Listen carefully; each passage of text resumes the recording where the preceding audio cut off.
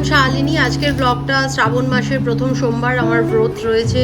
তো ফার্স্টে ছিলাম, এবার স্নান কমপ্লিট হয়ে গেছে। এখানে আমার একটা অ্যামাজনে পার্সেল এসেছিল, কিন্তু জিনিসটা প্রথম স্টার্টিংটাই হলো রং প্রোডাক্ট দিয়ে। যাই হোক, ওটা আবার রিটার্ন করতে পাঠালাম। তো আমি পুজো এখানে কমপ্লিট করে এখানে বাবা মা মাসি সবাইকে পুজো দিলাম।